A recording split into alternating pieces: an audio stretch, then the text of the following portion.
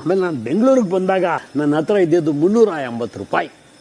ಒಂದು motor cycle 380 ರೂಪಾಯಿ.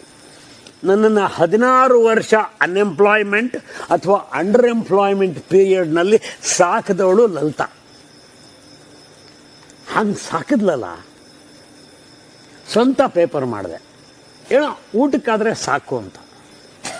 ಬಂತು ಬಂತು ಬಂತು ದುಡ್ಡು. ಹೆಂಗೆ ಬಂತು ಗೊತ್ತೇನ್ರಿ?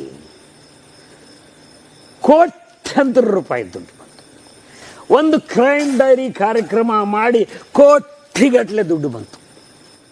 ಆ ಬಂದ ದುಡ್ಡೆಲ್ಲ ಸೇರಿಸಿ ಪ್ರಾರ್ಥನಾ ಅಂತ ಒಂದು ಸ್ಕೂಲ್ ಮಾಡಿದೆ. ನನ್ನ ಶಾಲೆಯ ವೈಶಿಷ್ಟ್ಯ ಅಂತಂದರೆ ಅಪ್ಲಿಕೇಶನ್ ಫಾರ್ಮ್ನಲ್ಲಿ ಜಾತಿನೇ ಇಲ್ಲ. ಯಾವ ಮಗುವಿನಿಂದನೂ ಡೊನೇಷನ್ ತಗೊಳ್ಳಲ್ಲ. ನನ್ನ ಶಾಲೆಯಲ್ಲಿ 8,000 ಮಕ್ಕಳು ಓದ್ತಾರೆ.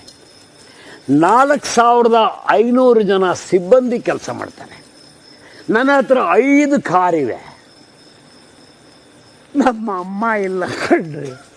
ಒಂದು ದಿವಸಕ್ಕೂ ಬಂದು ಅವಳು ನೋಡಿದ್ದಿದ್ರೆ ಸಾಕಿತ್ತು. ರವಿ, ಇಷ್ಟು ಸಾಧನೆ ಮಾಡಿದೆಯಲ್ಲೋ ಮಗು, ನೀನು ಕಣ ಅದೃಷ್ಟವಂತ ಅಂತ ಅಂದಿದ್ದಿದ್ರೆ ಅದಕ್ಕೆ ನಾನು ಹೇಳೋದು, ಬದುಕಿರುವಾಗ ಅಮ್ಮಂದರನ್ನ ಚೆನ್ನಾಗಿ ನೋಡ್ಕೊಂಬಡಿ.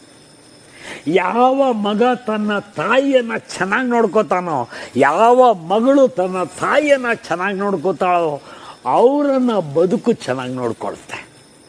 Take it from me.